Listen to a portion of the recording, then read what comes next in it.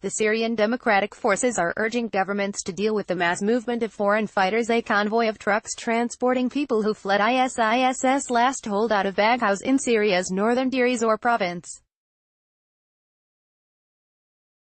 AFP US-backed Syrian forces said on Sunday that they were struggling to cope with a mass movement of foreigners from the ISIS territory and urged governments to take responsibility for their citizens.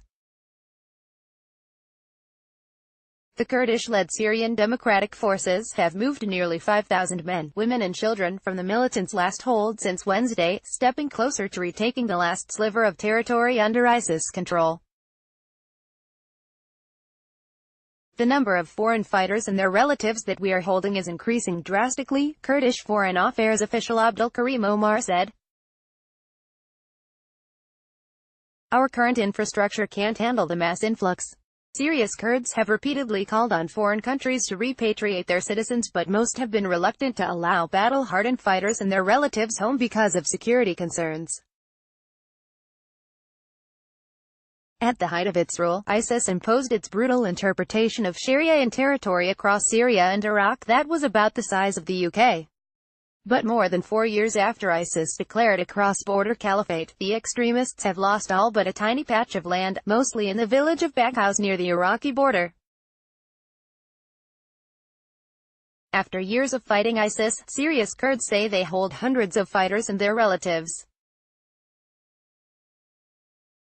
As thousands of foreigners flee Daesh's crumbling caliphate, the burden that is already too heavy for us to handle is getting even heavier, SDF spokesman Mustafa Bali said on Twitter late Saturday. This will remain as the biggest challenge awaiting us unless governments take action and fulfill their responsibilities for their citizens. No evacuations were reported from the enclave on Saturday, but 2 batches of people that left on Wednesday and Friday included Europeans, Iraqis and nationals of former Soviet countries, the SDF said. About 46,000 people, including a large number of foreigners, have streamed out since early December, the Syrian Observatory for Human Rights said.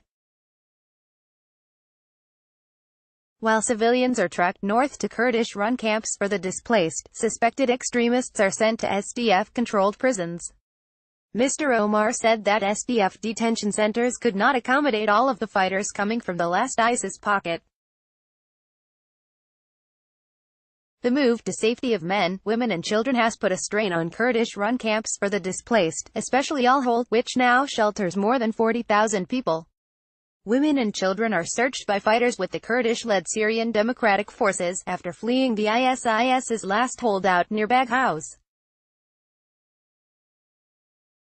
AFP on Thursday, nearly 2,500 people arrived at the camp, worsening already dire conditions inside the cramped settlement, the UN's Humanitarian Coordination Office said.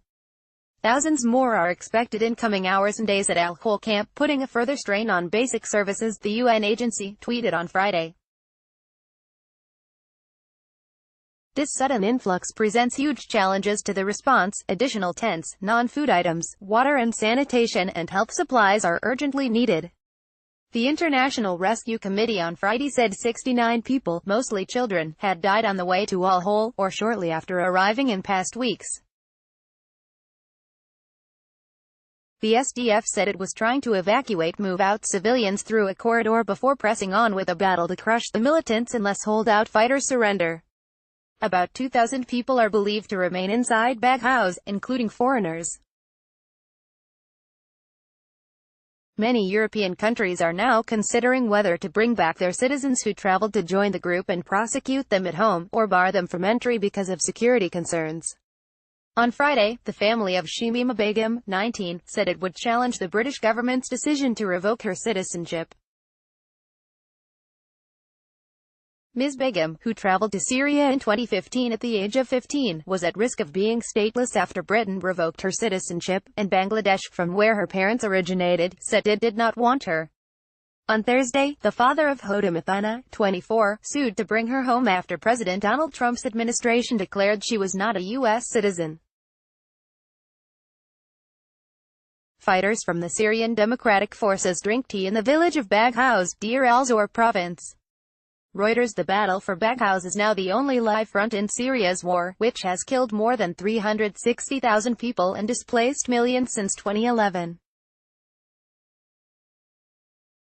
Further north, more than 20 civilians were killed on Sunday in central Syria when a landmine left by ISIS exploded under a van, the state news agency SANA reported. The ordnance in the town of Salamiyah killed farm workers who were heading to pick truffles in Hamas countryside. Meanwhile, the UK said it fired its new Brimstone missile from a Eurofighter Typhoon fighter jet in Syria at an ISIS boat. The British military said late last week that the Typhoon hit its target while on a mission over the Euphrates River area this month. The UK's fleet of Typhoon jets, a stalwart of the British Royal Air Force, was only upgraded to carry the Brimstone missile in January. The addition of the weapon system was designed to prolong the life of the aging jet as it neared retirement. The Royal Air Force has reportedly used the new missile on missions in Iraq, Afghanistan and Libya. Updated February 24, 2019, 11:46 p.m.